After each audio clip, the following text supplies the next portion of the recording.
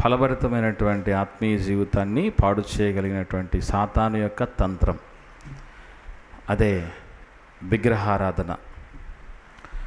విగ్రహారాధన ఆత్మీయ జీవితాన్ని పాడు చేసే ప్రమాదకరమైనటువంటి పాపం. ఈ మధ్యకాలంలో మనం విగ్రహారాధన ప్రధానంగా కలిగినటువంటి దేశంలో ఉన్నాం. అది మన దేశమే, భారతదేశం.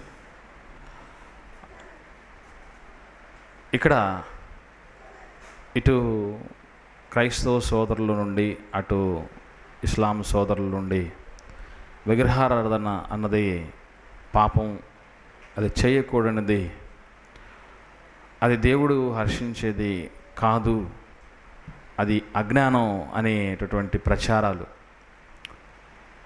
గట్టిగా చేస్తున్నటువంటి నేటి తరుణంలో విగ్రహారాధకులు కూడా ఒక అడుగు ముందుకేసి అసలు అది పాపం అవుతుందా కాదా, విగ్రహాన్ని అన్నది ఎందుకు ఏర్పాటు చేసుకోవాల్సి వచ్చింది, దాన్ని ఎందుకు ఆరాధించాల్సి వచ్చింది అని వారు తమదైనటువంటి భాష్యాన్ని చెప్పటం జరిగింది. ఏది ఏమైనా అది వారి యొక్క ధర్మం. దేవుడు, బైబిల్లో ఉన్నటువంటి యెహోవా దేవుడు మానవాళిని ప్రేమించి స్నేహించి మనమందరం కూడా జ్ఞానము లేకుండా ఉండకూడదని, జ్ఞానము లేని వారిని ఉద్దేశించి ఆయన ఇచ్చినటువంటి పిలుపు ఏమిటంటే, సామెతల గ్రంథం 1వ అధ్యాయం 22వ వచనం చూడగలిగితే, ఎట్లనగా జ్ఞానము లేని వారలారా మీరెన్నాళ్ళు జ్ఞానము లేని వారిగా ఉండగోరుదురు అంటున్నాడు.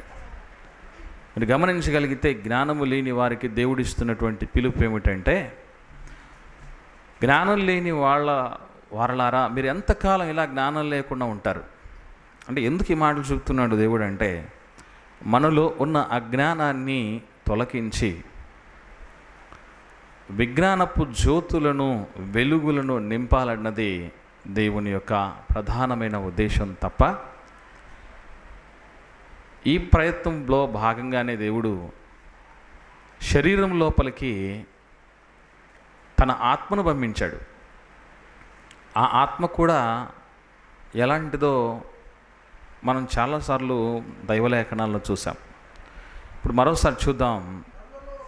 యోబు గ్రంథం 32వ అధ్యాయం 8వ వచనం, అయినలో నరులలో ఆత్మ ఒకటి ఉన్నది, అది మనిషికి సర్వశక్తుడగు దేవుని ఊపిరి వారికి వివేచన కలుగ చేయుచున్నది. అనగా ఆత్మను దేవుడు మానవ దేహంలోనికి పంపుటలోని ముఖ్యమైన ఉద్దేశం ఏమిటంటే, మనిషి వివేచన పరుడిగా ఉండవలనన్నది దేవుని యొక్క ప్రధానమైన ఉద్దేశం. అతడు ఆలోచనాపరుడుగా, జ్ఞానవంతుడుగా, ఏలేవాడిగా ఉండాలన్నది దేవుడి మొట్టమొదటి ఆశీర్వాదం. మీరు సముద్రంలో ఉన్నటువంటి చేపలను, ఆకాశ పక్షులను, భూమి మీద ఉన్నటువంటి జీవరాశులన్నింటినీ ఏలండి అని చెప్పాడు. అటువంటి ఉన్నతమైనటువంటి దశ స్థితి మానవునకు దేవుడు ప్రసాదించి ఉండగా, మనిషి అజ్ఞానానికి అనేక సందర్భాల్లో లోనైపోవటం, కనీస అవగాహన కూడా దైవం పట్ల, దేవుని యొక్క గుణగణాల పట్ల అవగాహన లేనటువంటి స్థితిలోనికి వెళ్ళిపోతున్నాడు. దేవుడి గురించి తెలుసుకుంటే మనకేమొస్తుంది అనుకుంటున్న ప్రతి ఒక్కరూ వారు పొందుకోబోయేటటువంటి ఆ లాభం, ప్రయోజనం ఎంత గొప్పదో ఆలోచించగలిగితే, యేసుక్రీస్తు ప్రభువుల వారు మాట్లాడుతూ చెప్తున్నారు. ఒకసారి చూద్దాం మంచి మాట. యోహాను సువార్త 17వ అధ్యాయము 3వ వచనం. యోహాను సువార్త 17వ అధ్యాయము 3వ వచనంలో, అద్వితీయ సత్యదేవుడవైన నిన్నును నీవు పంపిన యేసుక్రీస్తును ఎరుగుటయే నిత్య జీవం. అంటే దేవుడిని, యేసుప్రభు గురించి తెలుసుకోవడాన్ని బట్టి ఏదో చాలామంది అనుకుంటున్నట్టుగా అదేదో అన్యమతం, ఇతర మతాలకు అమెరికా దేవుడు అని చెప్పినటువంటి మాటలు బైబిల్ అయితే ఎక్కడ రాయబడలేదు. ఏమని రాయబడిందంటే, వాళ్ళ గురించి తెలుసుకోవటం వలన మానవాళి ఎప్పటి నుంచో ఎదురు చూస్తున్నటువంటి ఒక చిరకాల స్వప్నం ఉంది.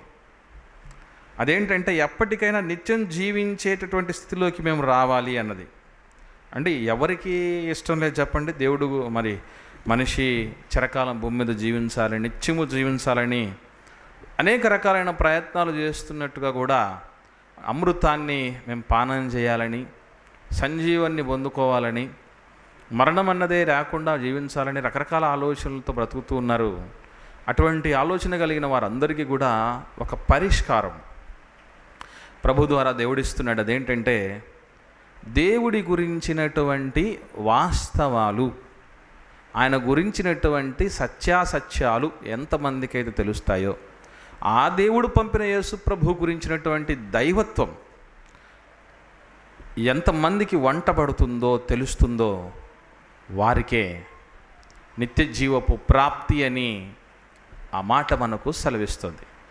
కనుక దేవుడి సన్నిధికి వస్తున్న ప్రతిసారి మనకే వస్తుంది అన్న ప్రశ్న మీకు ఉద్భవిస్తే, ఈ యోహాను సువార్త 17వ అధ్యాయం 3వ వచనములోని విషయాన్ని మీరు మనస్కరించాలని మిమ్మల్ని అందరినీ ప్రేమతో నేను కోరుతున్నాను.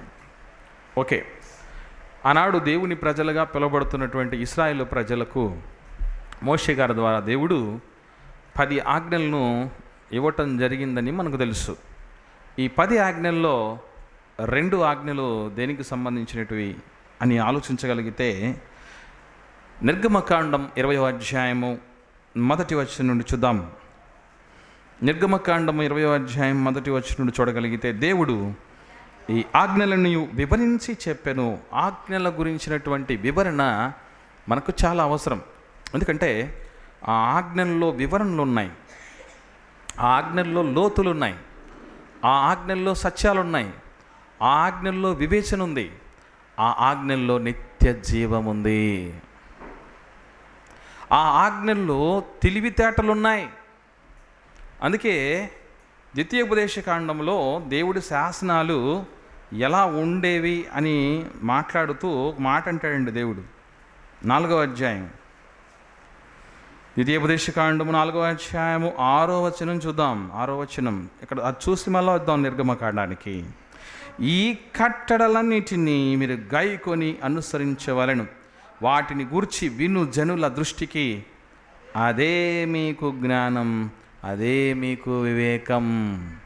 మనిషి వివేకవంతుడు అని ఎవరిని అనాలి, ఎవరు జ్ఞానవంతుడు అని అనాలి అని ఒక్కసారి మనం ప్రశ్నించుకోగలిగితే, దేవుడి శాసనాలను ఎవరైతే 100కి 100 పాటిస్తూ ఉంటారో వారే జ్ఞానవంతులు, వారే వివేకవంతులు. అనగా దేవుని ఆజ్ఞలు ఇక్కడ 10 ఆజ్ఞల రూపంలో, దేవుడి శాసనాలు 10 ఆజ్ఞల రూపంలో చెబుతున్నప్పుడు ఇందులో ఏముందన్నమాట?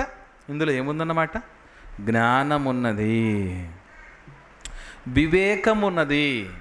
ఈ జ్ఞాన వివేకాలు వివరణతో కూడినవి గనుకనే ఏమని చెప్తున్నాడంటే, దేవుడు ఈ ఆజ్ఞలన్నింటినీ కూడా వివరించి చెప్పాను అంటున్నాడు. కింద చదువుదాం. నిర్గమకాండం 20వ అధ్యాయంలో 2వ మాట, నీ దేవుడనైన యెహోవాను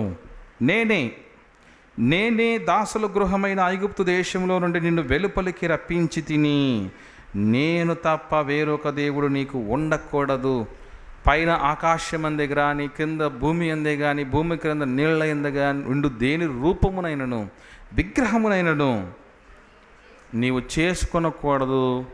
అలా చేసుకున్న తర్వాత వాటికి సాగిలపడకూడదు, వాటిని పూజించకూడదు.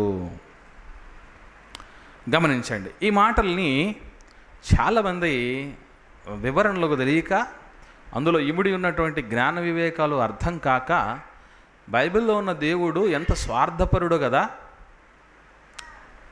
ఆయన ఎంత స్వార్థపరుడండి, తనను తప్ప ఇంకొక దేవుణ్ణి పూజించొద్దు అంటున్నాడేంటి, మరి అంత అసూయ ద్వేషాల ఇతర దేవుళ్ళు దేవతలంటే తను వదిలిపెట్టి ఎవరు పోకూడదని అనుకోవటం ఏంటి?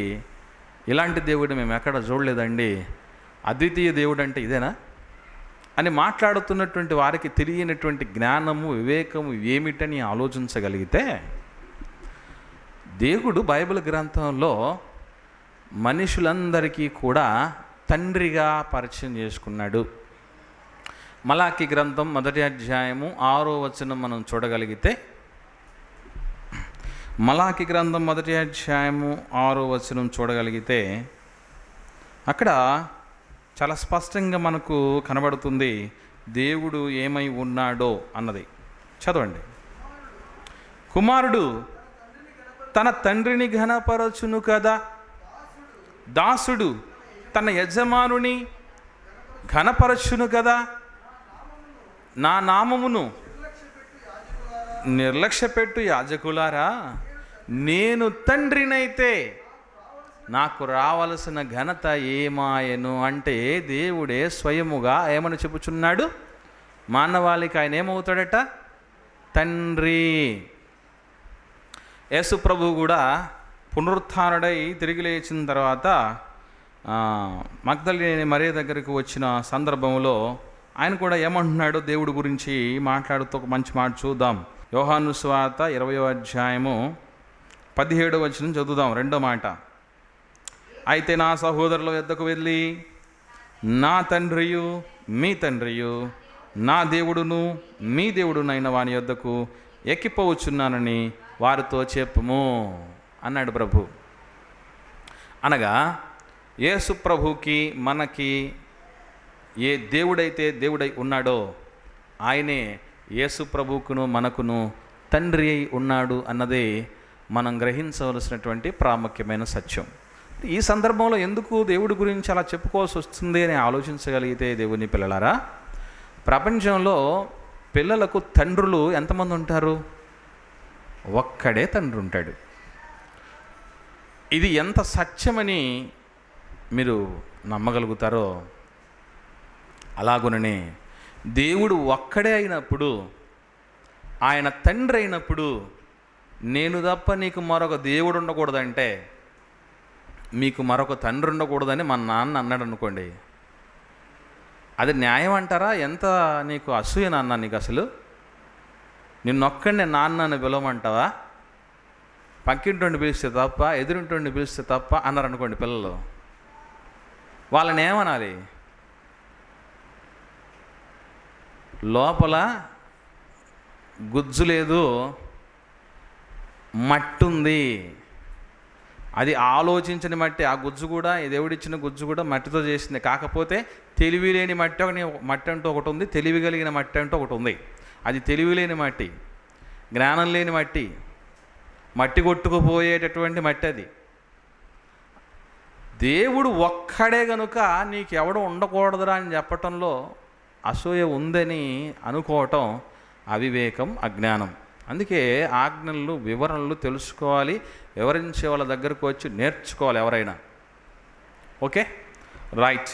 ఇక్కడ దేవుడు చెప్తున్నటువంటి ఈ 2 ఆజ్ఞల్లో కూడా చాలా స్పష్టంగా మనకు అర్థమయ్యే విషయం ఏంటంటే, ఏ రూపం చేసుకోవద్దన్నాడు. ఇక్కడ గమనించాల్సినటువంటి విషయం, మన వాళ్ళు ఈ మధ్యకాలంలో చాలామంది విగ్రహాలను చేస్తున్నారు. యేసుప్రభు విగ్రహాలనే, మరేమి విగ్రహాలను చేస్తున్నటువంటి వాళ్ళు ఉన్నారు. సిలువ మోస్తున్నటువంటి యేసుప్రభు విగ్రహాలు, గ్రీటింగ్స్, ఇవన్నీ కూడా మనకు చర్చెస్లో తారసపడుతూ ఉన్నాయి. ఈ మధ్యకాలంలో మరి ఆ మరియమ్మ తల్లి విగ్రహానికి, యేసుప్రభు బాలయేసుగా ఉన్నటువంటి ఆయన్ని ఎత్తుకున్నటువంటి మహిమ తల్లి విగ్రహానికి కూడా పూజలు చేస్తున్నటువంటి వాళ్ళు, టెంకాయలు కొడుతున్నటువంటి వాళ్ళు, చేస్తున్న వాళ్ళు చాలామంది మనం చూస్తాం. ఏ రూపాన్నైనా చేసుకోకూడదని అంటే, లేదు ప్రభా చేసుకున్న రూపం నీదే కదా, కాంప్రమైజ్ అయిపో అనుకోకూడదు. ఆయన కాంప్రమైజ్ అయ్యేవాడు కాదు. ఏ రూపాన్ని చేసుకోవద్దు అన్నాడంటే, కనిపించే రూపం ఆయనది కాదని మనం అర్థం చేసుకోవాలి. అందుకే అదృశ్య దేవుడు అని రాయబడింది బైబిల్ గ్రంథంలో. కాబట్టి విగ్రహారాధన అన్నది అస్సలు చేయకూడదని 2 మాటల్లో, నన్నే అంటే అసలైన తండ్రిని తండ్రిగా భావించి స్వీకరించి ఆయన్ని పూజించాలి, సేవించాలి అన్నది, ఆయన్ను కాకుండా వేరొక విగ్రహాన్ని మీరు ఏర్పాటు చేసుకోకూడదు అన్నది ప్రాముఖ్యమైనటువంటి ఆజ్ఞలు. అలాగునే క్రొత్త నిబంధనలో కూడా చివరి పుస్తకాలలో ఒకటైనటువంటి యోహాను గారు రాసిన మొదటి పత్రిక 5వ అధ్యాయం, యోహాను గారు రాసిన మొదటి పత్రిక 5వ అధ్యాయం 21వ వచనాన్ని చూద్దాం. చిన్నపిల్లారా, విగ్రహముల జోలికి పోకుండా జాగ్రత్తగా ఉండండి. ఒక బాధ్యత కలిగినటువంటి సేవకుడు విశ్వాసులతో చెబుతున్న జాగ్రత్తల జాబితాల్లో ఏముందంటే, విగ్రహాల జోలికి వెళ్ళకుండా జాగ్రత్త పడండి అంటున్నాడు. ఏమండి, అసలు విగ్రహం అంటే ఎలా తీసుకోవాలో అన్నది కూడా మనం చూద్దాం. 2 రకాలైనటువంటి విగ్రహాలు ఉన్నాయి. ఒకటి కనిపించే విగ్రహం, 2 కనిపించని విగ్రహం. ముందు కనిపించే విగ్రహాల జాబితాల గురించి చూద్దాం. ఏదేమైనా కనిపించే విగ్రహ పూజ చేసేవాళ్ళైనా కనిపించని విగ్రహ పూజ చేసేవాళ్ళైనా ఎక్కడికి వెళ్తారన్నది కూడా బైబిల్ స్పష్టంగా చెప్పింది. ఎక్కడికి వెళ్తారు వీళ్ళందరూ అని అంటే, ప్రకటన గ్రంథం 21వ అధ్యాయం 8వ వచనం చూద్దాం. ప్రకటన గ్రంథం 21వ అధ్యాయము 8వ వచనం. పిరికివారు, అవిశ్వాసులు, అసహ్యులు, నరహంతకులు, వ్యభిచారులు, మాంత్రికులు, విగ్రహారాధికులు, అబద్ధికులందరూ అగ్ని గంధకములతో మండు గుండములో పాలు పొందుదురు. ఇది 2వ మరణము. అంటే ఇక్కడ మనకు దేవుడి వాక్యం స్పష్టంగా సెలవిస్తున్న విషయం ఏంటంటే, విగ్రహారాధికులు, వాళ్ళు కనిపించే విగ్రహాన్ని ఆరాధిస్తున్న వారైనా కావచ్చు, కనిపించని విగ్రహాన్ని ఆరాధిస్తున్న వారైనా కావచ్చు, వాళ్ళందరూ కూడా మండుగుండం పాలవుతారు అన్నది దేవుడి వాక్యం చెప్తున్న సత్యం. మీరు అనుకోవచ్చు, ఏమంటే చూడండి, భారతీయుల మీద అలాగే మీరు విగ్రహారాధికులైనటువంటి మన మీద బైబిల్లో ఉన్నటువంటి దేవుడు ఎంత అక్కసు వెళ్ళగక్కుతున్నాడు అనుకోండి, ఇబ్బంది లేదు. ఎందుకంటే మీ స్టాండర్డ్స్ అవి, వాళ్ళ స్టాండర్డ్స్ అలాంటివి. వాస్తవంగా ఎందుకు అన్నాడంటే ఆ మాట, లేని మాయా స్వరూపాలను మీరెందుకు పూజిస్తున్నారన్నదే దేవుడి ఉద్దేశం. ఉన్న సజీవుడైన తండ్రిని ఎందుకు వదిలిపెడుతున్నాడు అన్నదే ఆయన యొక్క బాధ తప్ప మనకు ఉద్దేశం కాదు. రైట్, ఇది విగ్రహారాధన గురించినటువంటి ఆజ్ఞలు, వాటిని మీరితే వచ్చేటటువంటి పర్యవసానాలు.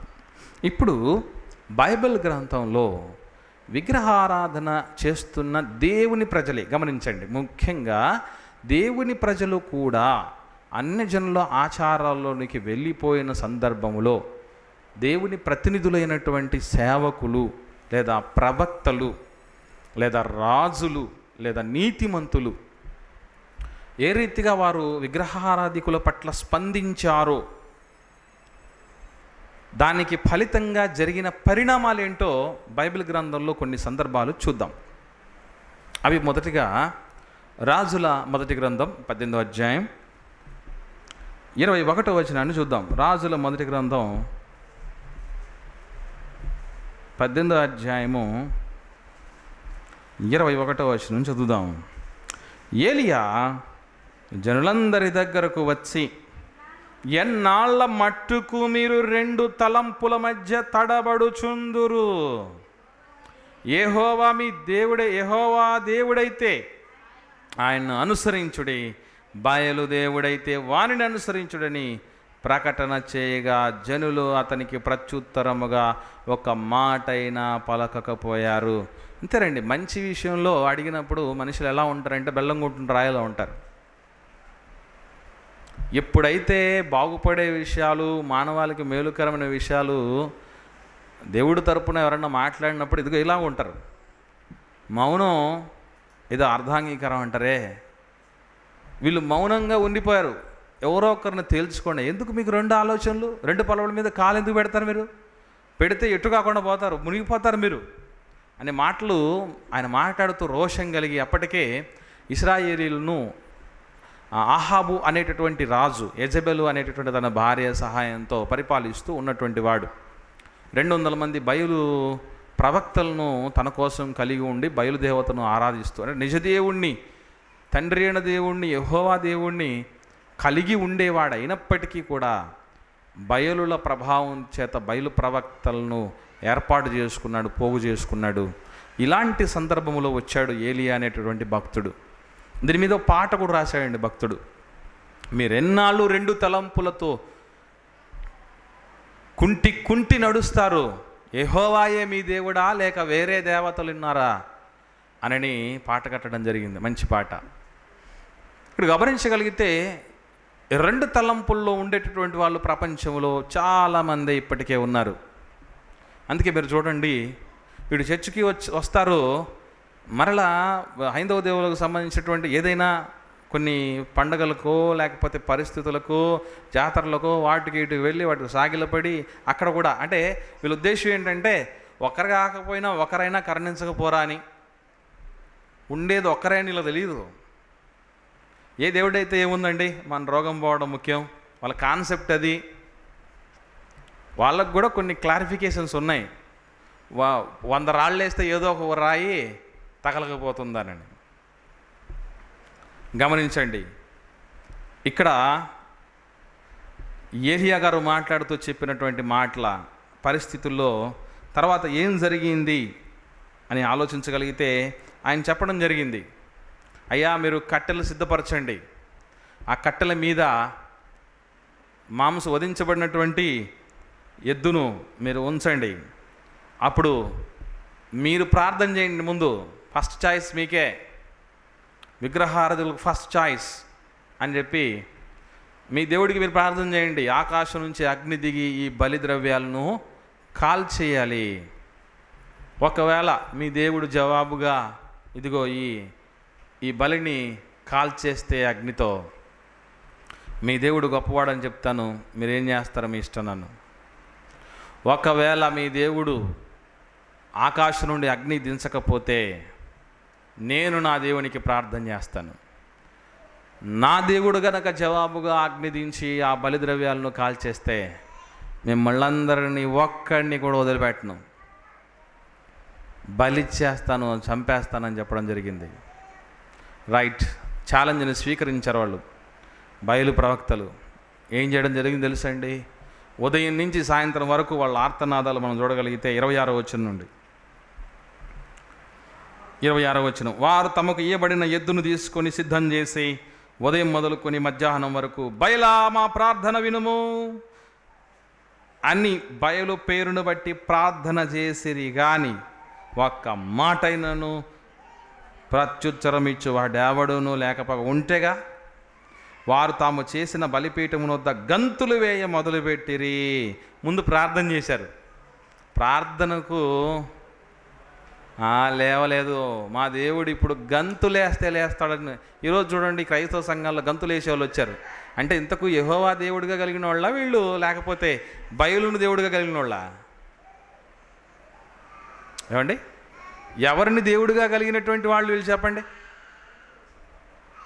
చదువుదాం ఇంకా. గంతులు వేయ మొదలు పెట్టగా 27వ వచనం, మధ్యాహ్నం కాగా ఏలియా. మీరు గమనించండి, ఇలాంటి మాటలు ఇశ్రాయేలు సమాజం మధ్యలోనే మాట్లాడుతున్నాడు ఏలియా గారు. గమనించాలి, ఎక్కడో జాతరలు జరుగుతున్న చోట హైందవ సోదరులు ప్రాబల్యం ఉన్నటువంటి ప్రదేశంలోకి వెళ్ళిపోయి ఇలాంటి మాటలు మాట్లాడలేదు ఏలియా గారు. ఇశ్రాయేలు సమాజం మధ్య ఉన్నటువంటి కుళ్ళును కడిగే ప్రయత్నం చేస్తూ చెప్తున్న మాట ఏంటంటే, ఇక్కడ వాడు దేవుడై ఉన్నాడు, పెద్ద కేకలు వేయుడి, వాడు ఒకవేళ ధ్యానం చేయుచున్నాడేమో, దూరమున ఉన్నాడేమో, ప్రయాణం చేస్తున్నాడేమో, వాడు నిద్రపోతున్నాడేమో, ఒకవేళ వీరు లేపవలసి ఉన్నదేమో అని అపహాస్యం చేయక, ఏమంటే కోపం రాదండి వాళ్ళకి. ఉన్నది ఏలియా ఒకడు, వీళ్ళు 200 మంది. 200 మంది ఉంటే భయపడకుండా ఏం చేయడం జరిగింది? ఇన్ని మాట్లాడుతూ ఉంటే వీళ్ళు ఏం చేస్తూ వచ్చారండి చూద్దాం. 28వ వచనం, వారు మరి గట్టిగా కేకలు వేయచ్చు, రక్తము కారు మట్టుకు తమ మర్యాద. వీళ్ళ మర్యాద అటండి. వీళ్ళ మర్యాద ఏంటి? రక్తం కారునట్టుగా కత్తులతో శస్త్రములతో తమ దేహములు కోసుకొనుచు ఉండిరి. ఈ ప్రకారము మధ్యాహ్నమైన తర్వాత అస్తమయ నైవేద్యము అర్పించు సమయం వరకు వారు ప్రకటన చేయుచూ వచ్చింది, కానీ ఆ ప్రకటనలన్నీ వికటమైపోయాయి. మాట అయినను ప్రత్యుత్తరం ఇచ్చేవాడైనను లక్ష్యము చేసిన వాడైనను లేకపోయెను. ఇది జరిగింది. అంటే ఏలియా గారు ఏం చేస్తున్నారు అని ఆలోచించగలిగితే, దేవుని పిల్లారా, దేవుని సమాజం మధ్య 2 తలంపులు కలిగినటువంటి వాళ్ళు ఎప్పుడు ఉండకూడదు. మనం కూడా ఈ రెండిట్లో ఉంటాం. కొత్త నిబంధనలు అంటాడు, ఏది ఆహాబు రాజు పరిపాలిస్తున్న కాలంలో ఉన్న ప్రజల లాంటి విశ్వాసులు ఉంటారని. మీరు వెచ్చగా చల్లగా లేరు, వెచ్చగా లేరు. ఎలా ఉన్నారట? నూలివెచ్చగా ఉన్నారట. మనం ఎలాంటి వాళ్ళం అని అంటే, ప్రభువా నువ్వు కావాలి, లోకం కావాలి. బ్రిటానియా 50-50 అన్నట్టు మన ఆత్మీయ జీవితానికి కూడా సగం దేవుడిలో ఉండాలని, సగం లోకంలో పోయినప్పుడు అబ్బా ఇదేం లోకం రబ్బా అనుకుంటాం. దేవుడి దగ్గరకు వచ్చినప్పుడు భక్తిగా ఉండాలనుకుంటాం. గడప దాటితే మళ్ళీ లోకం. అందుకే చూడండి, ఎవరన్నా చనిపోయిన తర్వాత పరదేశులము ప్రియులారా అని పాడుతూ పోతాంగా, పోయిన తర్వాత మన పురమిది కాదు ఇప్పుడు, మన పురమిది కాదు ఇప్పుడు అంటాం. కానీ అక్కడ ఉండాలనే ఆలోచన ఉంటుందండి ఎవరికైనా? కనీసం ఎప్పటికైనా మనం వెళ్ళాల్సినటువంటి చోటు కదా ఇది అని మాట వరుసకైనా ఒక నెలకు ఒకసారన్నా పోయి రావాలి, ఇక్కడే నన్ను పాతేసేదని. మనం అలాగుండం. పరదేశం ప్రియురాలాన్ని పాడతాం మనం, మళ్ళీ మన పురంలోనే వచ్చి చల్లగా ఉండాలనుకుంటాం. కారణం ఏంటంటే రెండు ఉన్నాయి, ఇటు దేవుడు ఇటు లోకం.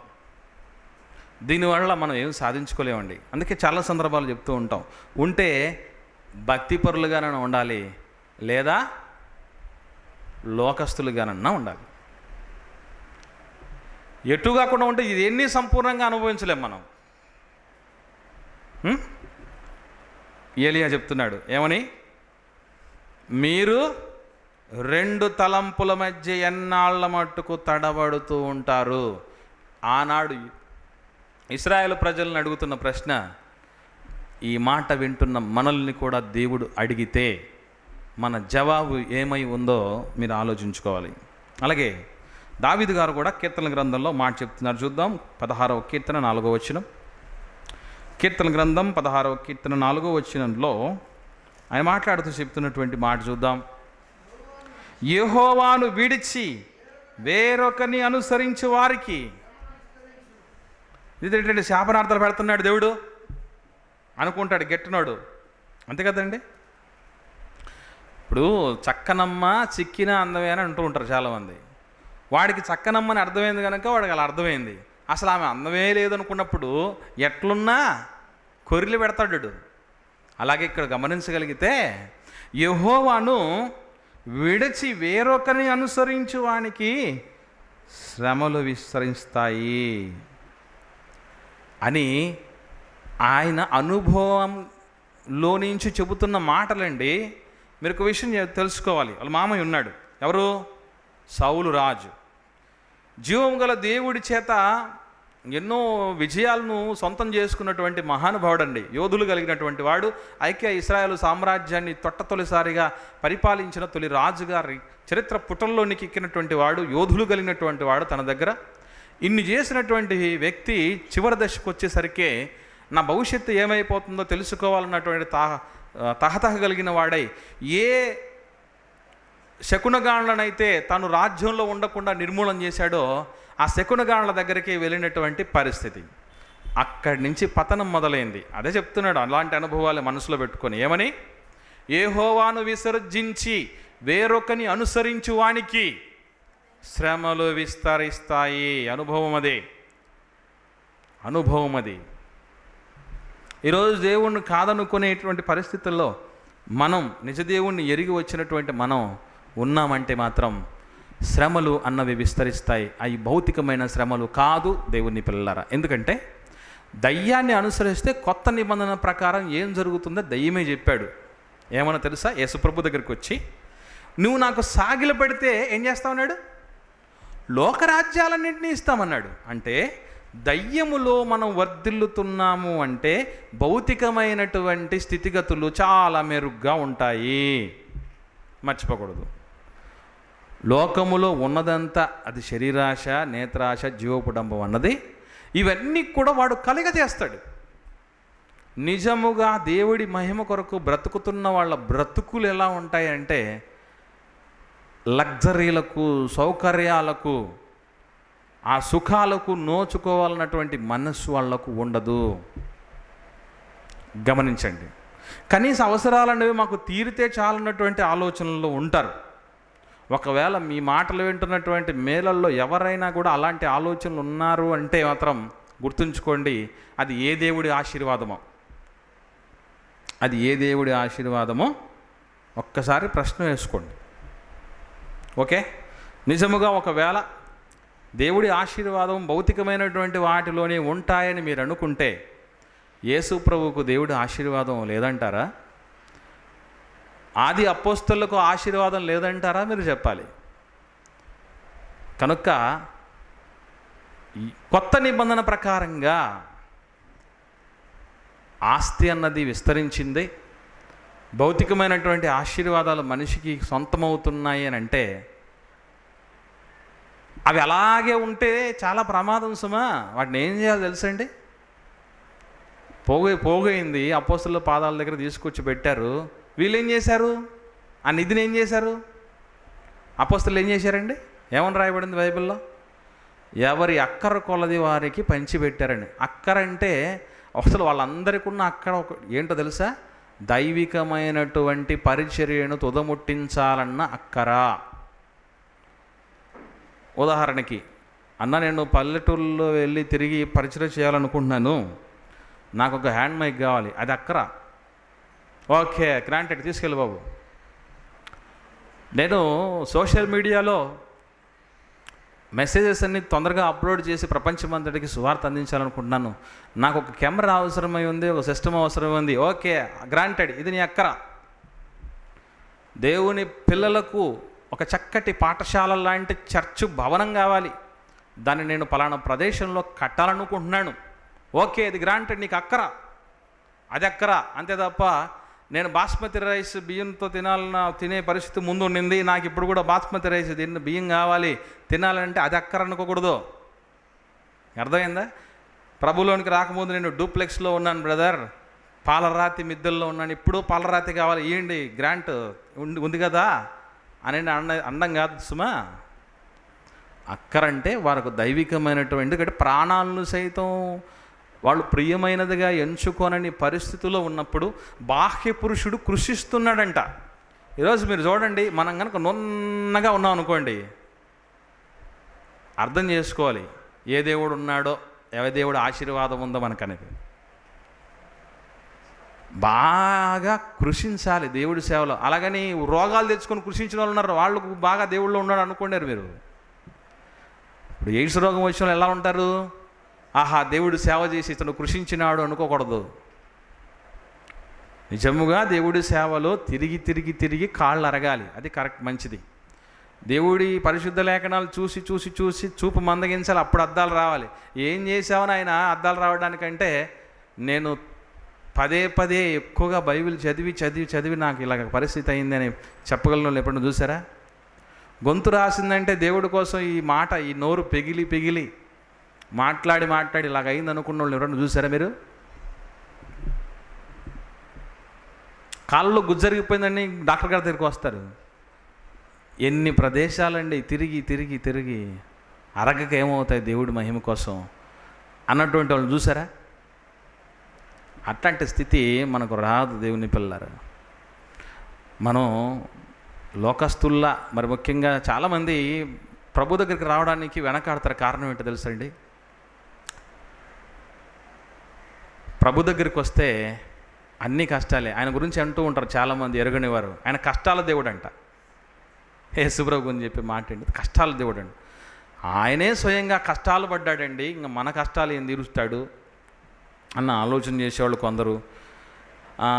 ప్రభువు ఎందుకండి మీరు అంగీకరించకూడదు? ఇంత ప్రేమ ఉన్నట్టుందే ప్రభు మీద మీకు, మీరు ఎందుకు చర్చకు రాకూడదు, ఎందుకు బాప్తిసం తీసుకోకూడదు అని కొందరు నడితే వాళ్ళు ఏమంటారు తెలుసండి?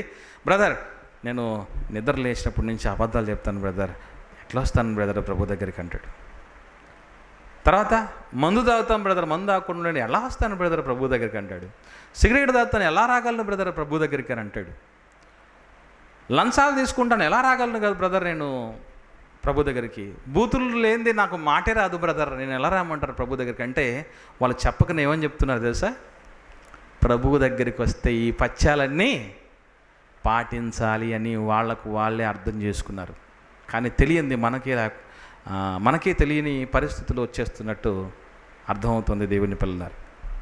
ఇక్కడ గమనించగలగండి, యెహోవాను అనుసరించక వేరొకని అనుసరించే వారికి శ్రమలు విస్తరిస్తాయంటే ఆ శ్రమలు ఏంటంటే దేవుడి గురించి ఆసక్తి క్రమక్రమంగా సన్నగిల్లిందంటే మనిషిలో క్రొత్త నిబంధన ప్రకారం అతనికి శ్రమలు సిద్ధంగా ఉన్నాయని మర్చిపోకూడదు. మళ్ళీ చెప్తాను, సంఘానికి ఏమొద్దాం లే, పరిచర్య ఏం చేద్దాంలే, బైబిల్ ఏం చదువుదాంలే, రేపు చూద్దాంలే, ప్రార్థన ఏం చేద్దాంలే, ఆత్మల రక్షణ కార్యక్రమానికి ఏం చేద్దాం, ఏం పోదాంలే, మనకు ఇంకా అవకాశం ఉంది, ఇంకా టైం ఉంది, ఇప్పుడేం తొందర వచ్చింది అనుకున్నారా? వేరొకరిని అనుసరిస్తున్న స్థితి మనకు వచ్చిందని మర్చిపోకూడదు.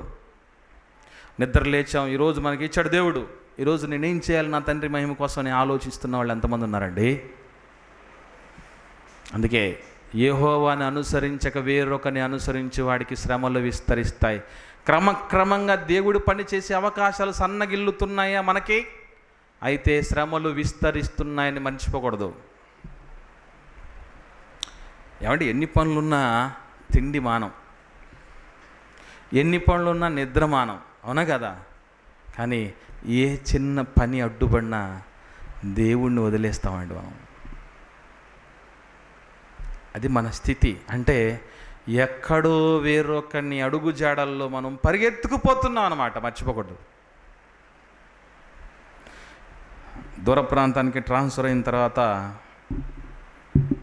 నేను వాడబడినటువంటి సందర్భాలు తక్కువైనాయి. నాకు అనిపించింది అప్పుడే, నేనేమన్నా దూరం అయిపోయే పరిస్థితులను నాకేమన్నా తెలివిగా సాతానుడు కలగజేస్తున్నాడా? ఇటువంటి పరిస్థితుల్లో దేవుడికి మహిమకరంగా నేను ఎలా ఉండగలగాలని ఎన్నోసార్లు సాధ్యమైనంత వరకు ప్రతిరోజు ప్రశ్నించుకుంటూనే ఉన్నాను. దేవుని పిల్లరా, యెహోవాను అనుసరించక వేరొకరిని అనుసరించే వాడికి శ్రమలు విస్తరిస్తాయి. దేవుని పని కొరకు 1 గంట కూడా రోజు కేటాయించలేని పరిస్థితులు మనం ఉన్నామో శ్రమలు విస్తరించాయని మర్చిపోకండి.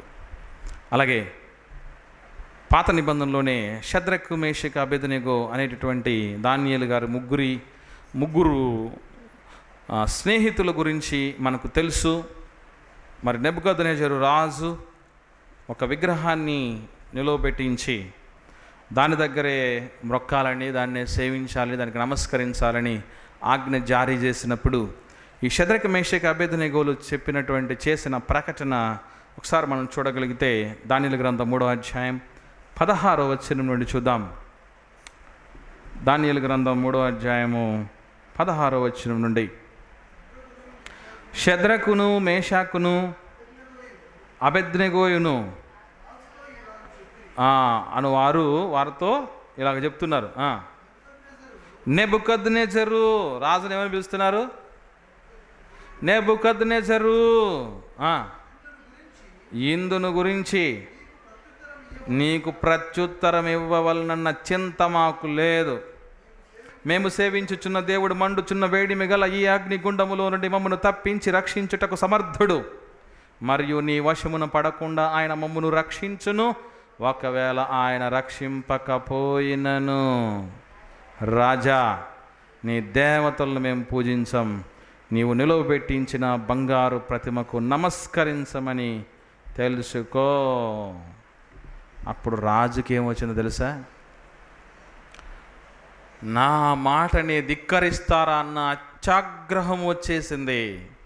మండుచున్న వేడిమి గల ఈ మండుగుండంలో మరింత 7 రెట్టింపు చేయండి, సంపూర్ణమైన వేడిమి గల ఆ గుండంలో పడేయండి అన్నాడు. మీకు విషయం తెలియాలండి, ఎవరు రాశారు కానీ వాట్సాప్లో మంచి మెసేజ్ వచ్చింది. షద్రకు, మేషకు, అబేద్నెగో అన్నటువంటి వాళ్ళ జీవితంలో వాళ్ళని పడేసిన వాళ్ళు కాలిపోయారు, కానీ వాళ్ళకు మాత్రం కనీసం వెంట్రుక గాలినంతవంటి పరిస్థితి కూడా రాలేదు అన్న పరిస్థితుల్లో వాళ్ళు మేలిమి ముత్యాలుగా బయటపడాలంటే నీ జీవితంలో నెబుకద్నెజరు అనేటటువంటి దయ్యపు ప్రతినిధి రావాలి. నెబుకద్నెజరు అనేటటువంటి వ్యక్తి పరీక్ష వచ్చింది. ఆ పరీక్షలో నుంచే వీళ్ళు ఏమైపోయారు? మేలిమి ముత్యాలన బయటపడ్డారు. ఎస్తేరు అనేటటువంటి భక్తి పర్రాలు బయటికి రావాలంటే ఎదురుగుండా ఎవరు ఉండాలి తెలుసా? హామాను అనేటటువంటి ఒక సాతాను సంబంధం ఉండాలి. మన విలువేంటో అర్థం కావాలి అంటే దయ్యపు కార్యాలు చుట్టూ ఎప్పుడు జరుగుతూ ఉండాలి. దుర్నీతి అనేది ఎప్పుడు లోకంలో ఉంటేనే నీతి అంటే ఏంటో అర్థం అవుతుంది కదండి. ఎండ అనేది ఉంటేనే నీడ విలువ తెలుస్తుంది. ఎక్కడా ఎండ లేకపోతే నీడ విలువ అర్థం కాదు. అప్పుడప్పుడు తమ్ముడు పాల్ నర్సులు చాలా సందర్భాల్లో నాతో మాట్లాడుతూ ఉంటాడు, అన్నా మనకు ఆరోగ్యం ఉంది, దేవుడు ఆహారం ఇచ్చాడు, అన్నీ ఇచ్చాడు, ఇచ్చినప్పుడు వీటి విలువ మనకు అర్థం కాదు, ఇవి పోయినప్పుడు అర్థం అవుతాయన్నా అని చెప్తూ ఉంటాడు. నిజమేనండి, అది ఉన్నంతవరకు అర్థం కాదు. మనకు కూడా అసలు చర్చెస్ అన్నవి కట్టుకోనే కూడదు అన్నటువంటి చట్టాలు చేసినటువంటి దేశాలు ఉన్నాయి. మన దేశంలో అలాంటి పరిస్థితి ఇంకా రాలేదు, మన ప్రాంతంలో రాలేదు. ఇలా బాహాటంగా దేవుని యొక్క సువార్త ప్రకటించుకునే పరిస్థితులు ఉన్నప్పటికీ కూడా మనం ఎక్కటి వాళ్ళం అక్కడే అన్నట్టుగా ఉండిపోతున్నామంటే, రేపు ఇలాంటి ఆంక్షలు వచ్చాయనుకోండి, మనకు ఊతం దొరకదు. ఏమని అది చెయ్యాలనుకుంటున్నా కానీ బ్రదర్ చట్టం చేసిందిగా ఏం చేద్దాం అనుకుంటావు. అన్ని అవకాశాలు ఇచ్చినప్పుడే, అదే లోకంలో చెప్పినట్టు ఉట్టికి ఏడ్చలేనమ్మా స్వర్గానికి ఏడుస్తుందా? కానీ అలాంటి పరిస్థితి కాకుండా ఇదిగో చూడండి, వాళ్ళు విగ్రహం విషయంలో రాజీ పడుటలేదు. ఆ విగ్రహానికి నమస్కరించుటలోను పూజించుటలోను వారు ఏమాత్రం ఇష్టపడట్లేదు. అలా చేసినందుకు వారి జీవితాల్లో అద్భుతమైనటువంటి ఘట్టాన్ని దేవుడు జరిగించటం జరిగింది. కాబట్టి దేవుని పిల్లలారా, అలాగే దానియేలు గారి విషయంలో కూడా మనకు తెలుసు, ఒక నెల రోజుల వరకు ఏ మనుషుడి దగ్గర కానీ ఏ దేవుడి దగ్గర కానీ మనిషి మొరపెట్టకూడదు, రాజా నీ దగ్గరే మొరపెట్టాలని చట్టం చేసేశారు. ఆ చట్టం చేసిన విషయం దానియేలు గారికి కూడా తెలిసింది. తెలిసినప్పుడు ఏం చేస్తాడు ఒకసారి చూద్దాం. 6వ అధ్యాయం, దానియేలు గ్రంథం 6వ అధ్యాయం 7వ వచనం చూద్దాం. రాజ్యపు ప్రధానులను సేనాధిపతులను అధిపతులను మంత్రులను సంస్థానాధిపతులను అందరూ కూడి రాజు ఒక ఖండితమైన చట్టము స్థిరపరచి దానిని శాసనముగా చాటింపచేయునట్లు యోచన చేసిరి. ఎట్లనగా 30 దినముల వరకు నీ యొద్ద తప్ప మరి ఏ దేవుని యొద్దనైనను మానవుని యొద్దనైనను ఎవడును ఏ మనవియు చేయకూడదు, ఎవడైనను చేసిన ఎడల వాడు సింహముల గుహలో పడద్రోయబడును అని వాళ్ళు చట్టం చేయబడింది. 10వ వచనం చూద్దాం. ఇట్టి శాసనము సంతకము చేయబడినని దానియేలు తెలుసుకొని నన్ను అతడు తన ఇంటికి వెళ్ళి యథాప్రకారముగా అనుదినము 3 మారు మోకాళ్ళుని తన ఇంటి పైగది కిటికీలు యెరూషలేము తట్టునకు తెరవబడి ఉండగా తన దేవునికి ప్రార్థన చేయుచు ఆయనను స్తుతించుచు వచ్చెను. ఏమండి, ఎంతవరకు వచ్చిందంటే ఆయన బాహాటంగా చేస్తూ ఉండేవాడు. 11వ వచనం చూడండి. ఆ మనుషులు గుంపు కూడి వచ్చి దానియేలు తన దేవునికి ప్రార్థన చేయుటయు ఆయన్ను బతిమాలు కొనుటయు చూచి విషయం చెప్పేశారు. అయ్యా రాజా, మీరేమో 30 రోజుల వరకు ఈ రీతిగా ఎవరి దగ్గర మొరపెట్టకూడదనేమో శాసనం చేసేసారు, నా దగ్గరికే వచ్చి చెప్పాలని చెప్పాడు. అక్కడ దానియేలుని ఆయన చేంజ్ చేశాడంటే ఆయన దేవుడు ఉన్నాడట, యెహోవా దేవుడు, ఆయనకు ప్రార్థన చేస్తున్నాడయ్యా, మొరపెడుతున్నాడయ్యా అని చెప్పగానే దానియేలుని పిలిపిస్తాడు. రైట్, పిలిపించిన తర్వాత నేరం ఈయన చేశాడు, ఇదాకా చేశాడు అనేటువంటి విషయం రుజువైన తర్వాత సింహములకు బోన్లోకి పంపించడం జరిగింది. అవి ఎలాంటివి అంటారంటే దారిలో ఉండగానే ఎముకలతో సహా తినేస్తాయట, అంత ఆకలి. అట్లా సింహాల మధ్యలోకి పంపించేస్తే దానియేలుని సింహాలు ఏమాత్రం దగ్గరికి రాలేదట. అంటే ఈ రోజుల్లో అవి అలాంటివి జరుగుతాయా అన్నటువంటి మీ సందేహానికి నా జవాబు ఏంటంటే, ముందు ఈ రోజుల్లో శద్రక మేషక అబేద్నెగోలన్న భక్తులు దొరుకుతారా అని ప్రశ్న వేసుకోండి, మంచిది. దానియేలు లాంటి భక్తులు దొరుకుతారా అన్నటువంటి ప్రశ్న వేసుకుందాం, బాగుపడతాం. ముందు అలాంటి వాళ్ళు ఉంటేగా తర్వాత ఆ పరిస్థితుల నుంచి బయట పడతామో లేదో తెలిసేది. అసలు నిజముగా జరిగిన సంఘటన అయినా జరగబోతున్నది వాళ్ళకి తెలియకపోయినా సిద్ధపడ్డారు వాళ్ళు. జరిగింది తెలిసినా మనకు మాత్రం ఏమాత్రం భక్తి జీవితంలో మెరుగుదల రావట్లా. ఎక్కడున్నాం ఆలోచించండి దేవుని పిల్లారా మనం. అలాగే క్రొత్త నిబంధనలు చూద్దాం. అపోస్తలుల కార్యములు 17వ అధ్యాయం 16వ వచనం. అపోస్తలుల కార్యములు 17వ అధ్యాయం 16వ వచనంలో పౌలు గారు ఏం చేస్తున్నారు ఒకసారి చూద్దామండి. పౌలు ఏథెన్స్లో వారి కొరకు కనిపెట్టుకొని ఉండగా ఆ పట్టణము విగ్రహములతో నిండి ఉంట చూచినందున అతని ఆత్మ పరితాపం పట్టలేకపోయెను. చూడండి, మీరు గమనించాలి. విగ్రహాలతో నిండి ఉన్నటువంటి పట్టణానికి సమీపించినప్పుడు ఎలా స్పందించాలో, ఎలా వారిని దిద్దాలో, ఏ రీతిగా వారికి సువార్త ప్రకటించాలో తెలియని ప్రతి ఒక్కరూ ఈ అపోస్తలుల కార్యముల 17వ అధ్యాయంలో జరిగిన సంభవాలన్నింటినీ కూడా మనసు పెట్టి ఆలోచించాలి. ఎందుకంటే ఆయన వాళ్ళ దగ్గరికి డైరెక్ట్గా వచ్చి మీకు మీ విగ్రహాలు ఒక కళ్ళు ఉన్నాయి, చూడలేవు, చెవులు ఉన్నాయి, వినలేవు, చేతులు ఉన్నాయి, పని చేయలేవు, కాళ్ళు ఉన్నాయి, నడవలేవు, ముక్కు ఉంది, వాసన చూడలేవు, నోరులు ఉన్నాయి, మాట్లాడలేవు. ఈ మాటలు ఏం చెప్పలా, ఏమనలేదండి. అయ్యా, సర్వోన్నతుడైన దేవుడు హస్తకృతాలయంలో నివసింపడు కదయ్యా. భూమిని ఆకాశమును సమస్తమును తానే చేసినటువంటి దేవుడు వెండి బంగారు వంటి రూపాలను పోలినటువంటి వాటిని ఎట్లా పోలింటాడు అనుకుంటున్నారయ్యా అనే విషయాన్ని వాళ్లకు తెలియపరుస్తూ, మనం దేవుడికి సంతానమని చెప్పబడింది. ఎక్కడైనా నాన్న పిల్లలుగా అంటాడు కానీ పిల్లలు నాన్నని చేస్తారయ్యా, అది దాని ఉద్దేశం.